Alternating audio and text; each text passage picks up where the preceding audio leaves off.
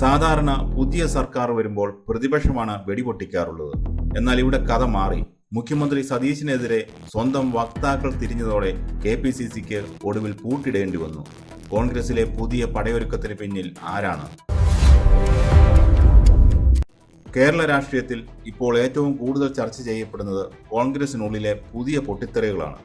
VD Satheesan മുഖ്യമന്ത്രി കസേരയിലെത്തി 2 മാസം പിന്നിടുന്നു. ഭരണ നേട്ടങ്ങൾ ആഘോഷിക്കേണ്ട സമയം. എന്നാൽ കോൺഗ്രസ് ക്യാമ്പിൽ എന്താണ് സംഭവിക്കുന്നത്? സാധാരണയായി ഒരു പുതിയ സർക്കാർ വരുമ്പോൾ പ്രതിപക്ഷമാണ് ആദ്യ വെടിപൊട്ടിക്കാറുള്ളത്. എന്നാൽ ഇവിടെ കഥ മാറി. സ്വന്തം പാർട്ടിയുടെ ഔദ്യോഗിക വക്താക്കൾ തന്നെ മുഖ്യമന്ത്രിക്കെതിരെ വാളെടുക്കുന്ന അസാധാരണ കാഴ്ചയ്ക്കാണ് കഴിഞ്ഞ ദിവസങ്ങളിൽ കേരളം സാക്ഷ്യം വഹിച്ചത്. സംഗതി കൈവിട്ടു പോകുമെന്ന ഘട്ടത്തിൽ KPCC നേതൃത്വം അടിയന്തരമായി ഇടപെട്ട് വക്താക്കളുടെ നാക്കിന് പൂട്ടിട്ടു. സതീശിനെതിരായ നീക്കങ്ങൾക്ക് KPCC താൽക്കാലികമായി തടയിട്ടെങ്കിലും വടിവെട്ടാൻ പോയിട്ടേയുള്ളൂ എന്ന മട്ടിലാണ് കോൺഗ്രസിലെ കാര്യങ്ങൾ. ഗവൺമെന്റ് പ്ലീഡർ നിയമനവുമായി ബന്ധപ്പെട്ട് KSU സംസ്ഥാന പ്രസിഡന്റ് അലോഷ്യസ് സേവ്യർ നടത്തിയ ഒരു പ്രസ്താവനയാണ് ഇപ്പോഴത്തെ പ്രശ്നങ്ങൾക്ക് തുടക്കമിട്ടത്. മുഖ്യമന്ത്രിയെ പ്രതിക്കൂട്ടിലാക്കുന്നതായിരുന്നു ആ പ്രസ്താവന.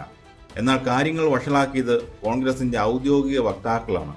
പാർട്ടിയുടെ നയങ്ങളും സർക്കാരിന്റെ നേട്ടങ്ങളും ജനങ്ങളിലെത്തിക്കേണ്ട ഔദ്യോഗിക വക്താക്കൾ മുഖ്യമന്ത്രിയെ പരസ്യമായി വിചാരണ ചെയ്യാൻ തുടങ്ങി. ചാനൽ മൈക്കുകൾക്ക് മുന്നിലും സോഷ്യൽ മീഡിയ പേജുകളിലും അവർ മുഖ്യമന്ത്രിയെ പരസ്യമായി വിമർശിച്ചു. ഇത് പാർട്ടിയുടെ പ്രതിച്ഛായയെ വളരെ മോശമായി ബാധിച്ചു. സംഗതി കൈവിട്ടു പോകുമെന്ന് കണ്ടതോടെ KPCC നേതൃത്വത്തിന് കടുത്ത നിലപാടിലേക്ക് പോകേണ്ടി വന്നു. KPCC പുറത്തിറക്കിയ കർശനമായ സർക്കുലറിലെ പ്രധാന നിർദ്ദേശങ്ങൾ ഇവയാണ്. വക്താക്കൾ സ്വന്തം അജണ്ടയോ വ്യക്തിപരമായ അഭിപ്രായങ്ങളോ പറയരുത്. പാർട്ടിയുടെ ഔദ്യോഗിക ലൈൻ എന്താണോ അത് മാത്രം പറയുക. സർക്കാരിനോ മുഖ്യമന്ത്രിയുടെ തീരുമാനങ്ങൾക്കോ എതിരെ എന്തെങ്കിലും വിയോജിപ്പുണ്ടെങ്കിൽ അത് പറയേണ്ടത് പരസ്യവേദികളിലല്ല, പാർട്ടിയുടെ ആഭ്യന്തര വേദികളിലാണ്. ലക്ഷ്മണരേഖ ലംഘിക്കുന്ന വക്താക്കൾക്കെതിരെ കർശന സംഘടനാ നടപടിയുണ്ടാകും. ലളിതമായി പറഞ്ഞാൽ വക്താക്കളുടെ നാക്കിന് പാർട്ടി ഒരു പൂട്ടിട്ടു. ഇതിനെ കേവലം ഒരു സാധാരണ പാർട്ടി വഴക്കായി തള്ളിക്കളയാൻ കഴിയില്ല. ഇതിന് പിന്നിൽ വലിയ രാഷ്ട്രീയമുണ്ട്.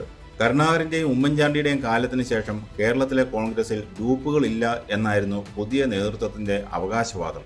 എന്നാൽ അധികാരം കിട്ടി 2 മാസം തികയുമ്പോഴേക്കും പുതിയ ഗ്രൂപ്പ് സമവാക്യങ്ങൾ രൂപപ്പെടുന്നു എന്നതിന്റെ തെളിവാണ് സതീശിനെതിരെയുള്ള ഈ പടയൊരുക്കം. സതീശിനെതിരായ നീക്കങ്ങൾക്ക് പിന്നിൽ പാർട്ടിക്കുള്ളിലെ ഒരു ശക്തമായ വിഭാഗമുണ്ട്. ഇതോടെ സതീശിന് അനുകൂല ചേരിയും പ്രതിരോധവുമായി രംഗത്തിറങ്ങിക്കഴിഞ്ഞു. മുഖ്യമന്ത്രിയെ അപകീർത്തിപ്പെടുത്താൻ ശ്രമിച്ച അനൂപ് VR, ജിൻഡോ ജോൺ എന്നിവരെ പാർട്ടിയുടെ മീഡിയ പാനലിൽ നിന്ന് അടിയന്തരമായി പുറത്താക്കണമെന്നാണ് സതീശൻ ഗ്രൂപ്പിന്റെ ശക്തമായ ആവശ്യം. പാർട്ടിക്കുള്ളിലെ ഈ ചേരിപ്പോരിൽ മുതിർന്ന നേതാക്കൾ അസ്വസ്ഥരാണ്. ഭരണം കയ്യിൽ കിട്ടിയിട്ടും പരസ്യമായി തല്ലു തുടരുന്നത് പാർട്ടിയുടെ അടിത്തറ ഇളക്കുമെന്ന് അവർ മുന്നറിയിപ്പ് നൽകുന്നു.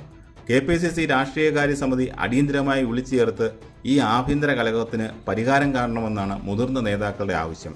വക്താക്കൾ എന്ന് പറഞ്ഞാൽ പാർട്ടിയുടെ മുഖവും ശബ്ദവുമാണ്. അവർ തന്നെ മുഖ്യമന്ത്രിയെ തള്ളിപ്പറയുമ്പോൾ അണികൾ ആരെ വിശ്വസിക്കണം? പ്രതിപക്ഷത്തിന് ഇതിലും വലിയൊരു ആയുധം ഇനി വേറെ കിട്ടാനില്ല.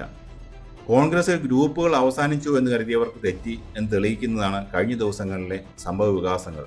അധികാരത്തിന്റെ മധുരം നുണയുമ്പോഴും ആഭ്യന്തര കലഹങ്ങളുടെ കയ്പ് കോൺഗ്രസിനെ വിട്ടുമാറുന്നില്ല.